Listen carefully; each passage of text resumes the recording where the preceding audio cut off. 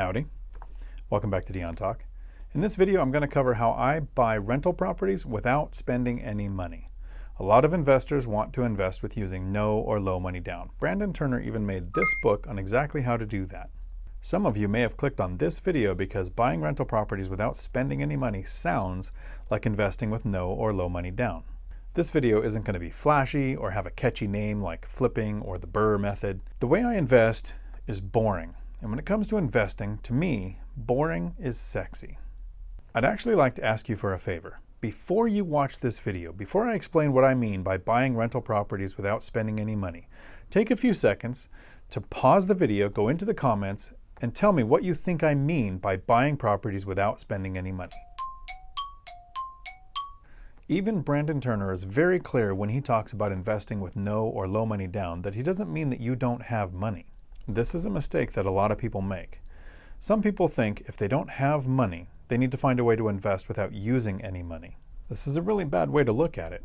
If you try to do investments and you don't have any money in reserves, you're not going to be ready for things that can, and usually will, go wrong. An example is trying to use hard money for something like the Burr strategy. You can miscalculate the cost of the rehab. You can miscalculate the amount of time needed for the rehab. You can miscalculate the after repair value. Those are a lot of steps where you can make mistakes, and sometimes even trying to get out of a deal can cost a person a lot of money. So, Brandon recommends having money in reserves, even if you're using a strategy that has zero out-of-pocket costs for you.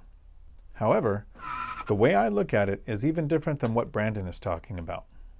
There was something that my brother said that stopped me from investing in rentals for over a decade. Literally stopped me in my tracks. My brother has 10 paid off rentals. He retired before 50, and for over 6 years now, he hasn't had to work at all. His rental cash flow is way more than his cost of living expenses are. You know, kiddo, when I first started out, I always got my money back in about 11 years. Now I've got it zeroed into about 5 or 6. I heard him say that over and over. And every time he did it, I thought, that's kind of weird. He has his money, and he spent his money so that in 11 years he can get it back. Or now, in 5 years, he can get it back. I mean, he started with his money. Why would he spend it to get it back years down the road? That thought stopped me from investing, like I said, for over 10 years. He was thinking, if I spend $100,000, in 11 years, I'll make $100,000, so I got my money back. And now, his system runs so well, he's even got it down to less time than that. And that's not actually accurate. He wasn't spending any money. When I buy a rental property, I'm not spending any money. What I'm actually doing is moving money from a bank into a property. It's still there. It's still mine. I can sell. I can cash out refinance. I can take out a HELOC. But now, instead of that money being locked away in a bank earning me 0.02% interest, it is in a property working a lot harder for me. With my rentals, I get better than a 10% cash-on-cash return, money that I can spend, save, or invest now. I'm gaining appreciation of 5 times what I moved from the bank into the property because I'm using a mortgage.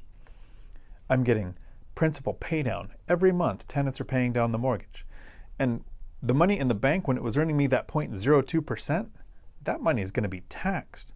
The profits from this rental property, I'm going to pay virtually no taxes due to depreciation, write-offs, and currently 1031 exchange if I want to sell, the stepped-up tax system.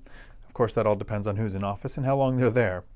In the simplest of math terms, just because I took the money out of the bank and put it into a property, I'm getting a return of a multiple of 500% the return I was getting when the money was in the bank.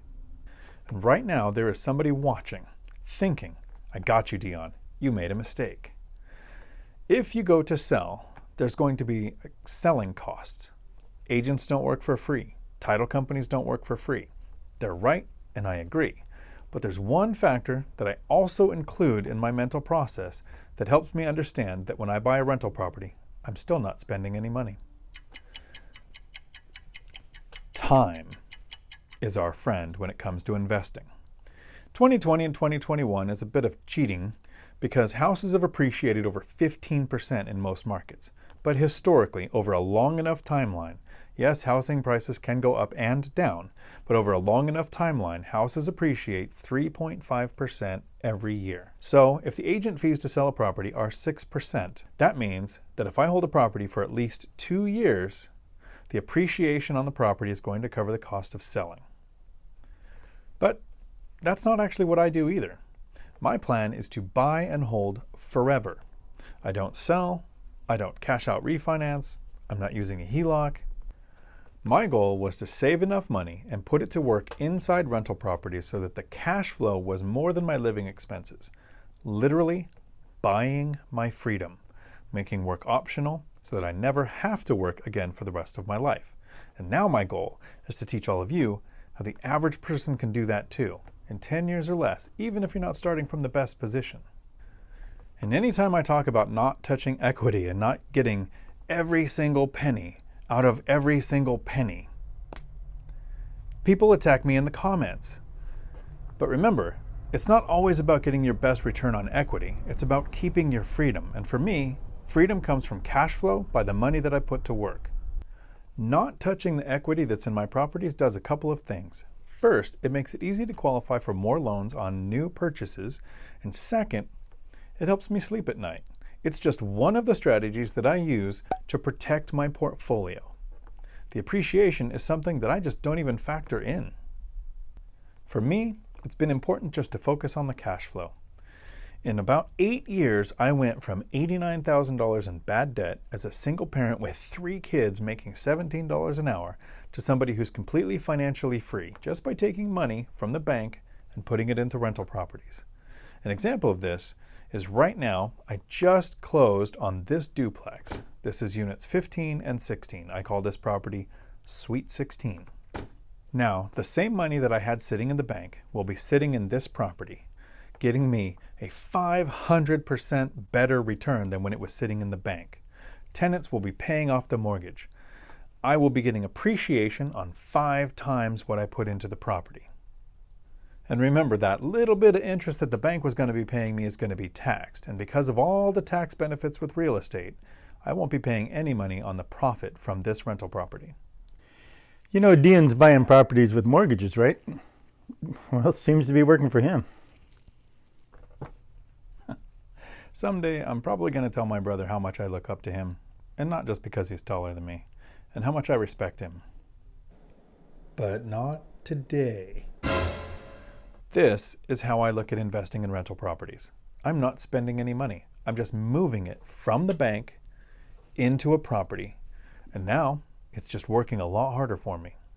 Now that you've watched the entire video, take another second to leave a second comment down below. How do you look at investing in real estate now? Until my next video, thanks for coming to my Dion Talk. We're sorry, the number you have dialed is not in service at this time. You know, thanks for having me on your show. I've never done an interview like this. Normally all of my interviews have always started out with, "Sir, we need to see your driver's license, proof of insurance, and registration."